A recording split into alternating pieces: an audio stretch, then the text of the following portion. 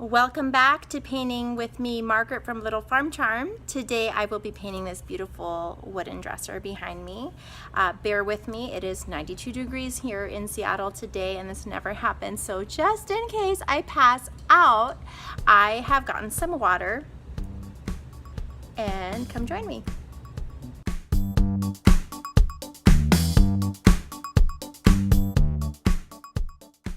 So you're going to put on your Princess Leia earmuffs, some good goggles so you don't knock your eyes out, a breathing mask so you don't breathe in all the dust. And if you're anything like me, you probably already have this stuff because this is exactly what I wear every time I see a spider in my house.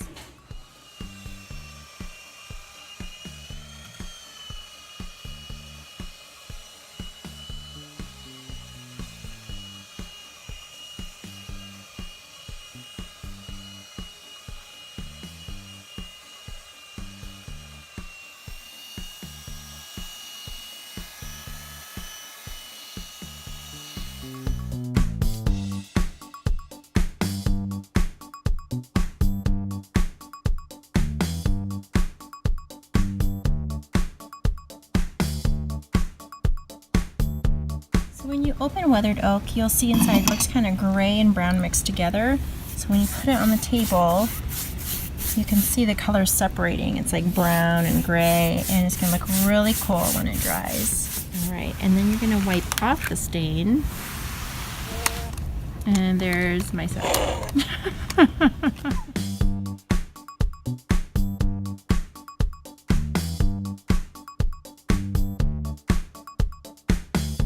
So it looks kind of scary with the Jackal Bean, but now we're gonna wipe it off a little bit. So that's what you do with stain. You put it on, you let it sit, and then you wipe it off. And you wanna go with the green.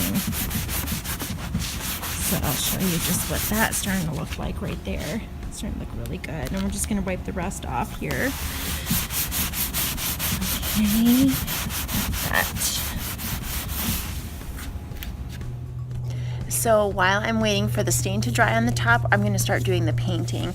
Now I want to keep the wood look here, so what I'm just going to do is do a dry brush technique. And for anybody that doesn't know what that is, I did it on one of my other videos. You put a little paint, any color you want, and on a paintbrush, you're going to take a paper towel or a cloth and you're going to wipe it off a little bit so your brush is almost dry. Now we're going to just gently brush the wood so it has kind of like this white streaks on it, and it looks kind of aged and weathered. And I'm going to do a whole bunch of coats in this, and that way it won't be so noticeable that it's just streaky. It's going to start to layer and look really cool.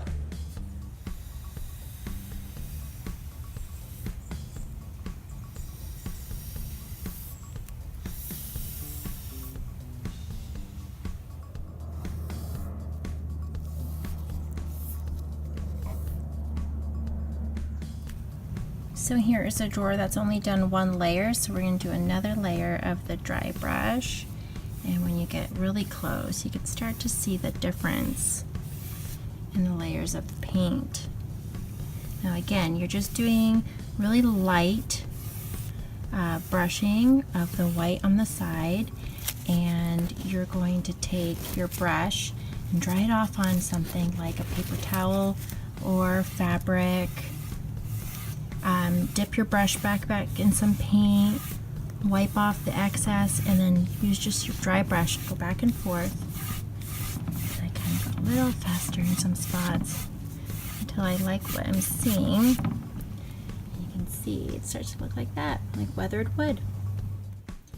Now I did the same dry brush effect on the drawers, and I'm still going. As you can see, this is about one coat, and this is about 3 right here. So when you see that, it looks so great. So here is the dresser after about 3 coats of dry brush. I'm really liking how it's turning out, and you can see the stain on the top is starting to take, and all the different colors are separating. And a tip, if you're doing a dresser, always make sure you crack the doors a little bit if you don't have the hardware on. Otherwise, I can't tell you how many times I have shut the doors all the way and then you can't open the dresser.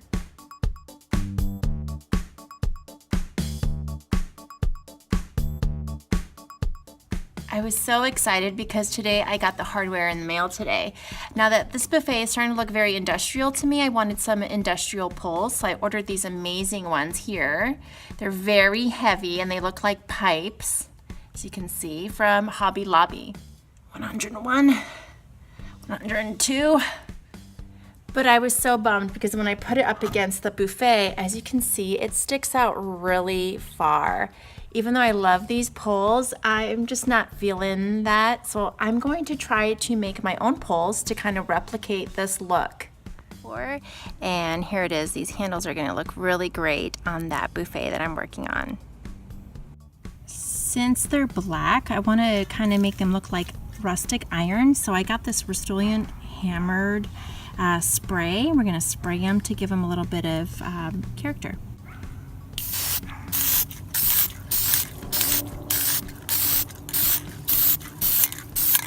You want to do light coats of this stuff. Just light coat, take a break, let it dry, do another one. Then I'm going to do a layer of this metallic satin nickel. And the reason why is because you can already see after the first layer, it's starting to look kind of like rustic iron hardware. And that's exactly what I want. So I'm just going to do a quick little mist. Make sure that all the sides cover just a little bit.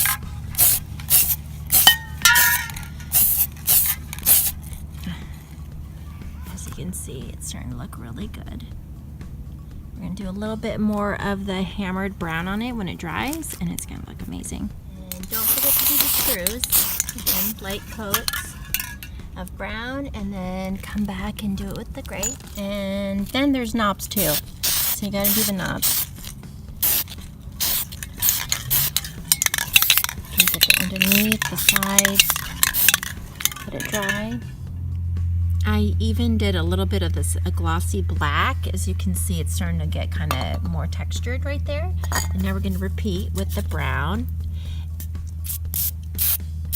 And basically what I'm doing is a quick mist, so it kind of leaves these spots on the hardware. And as you can see, it's starting to look like that. So on the left is the Hobby Lobby hardware that I bought.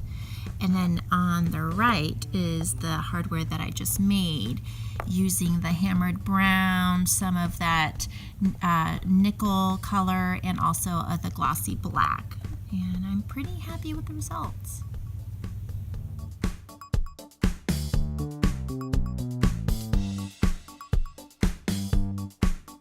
And now to the fun part. We're actually going to attach the hardware to the drawers. For this, we're going to use a Makita drill today. I'm going to pre-drill, and what that means is I'm putting holes through the hardware first. Otherwise, if I put the screws straight into the wood, it could actually crack it. So we don't want that. So we're going to pre-drill, and then we're going to put the screws in.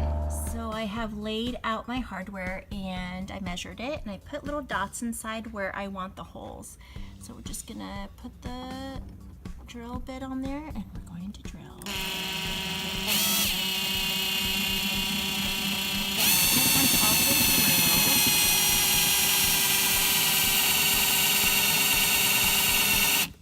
Now we're gonna back it up, and you're gonna do that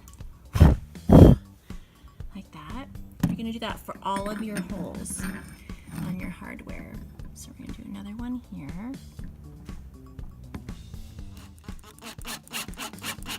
And there you go. There are the finished poles, and I put them on the buffet. And up here, I originally had these circle knobs, but I didn't like how they looked, so I bought 2 more of those poles, and I put them up there, and I just love how it turned out. And as you can see, the rustic iron just looks so great with the dry brushed cabinets. Oh, it looks so good.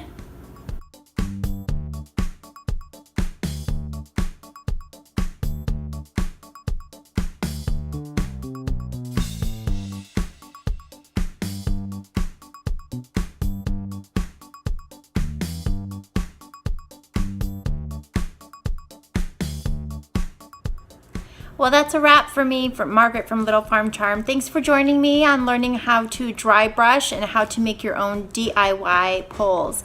Join me again for a next fun painting project. Bye.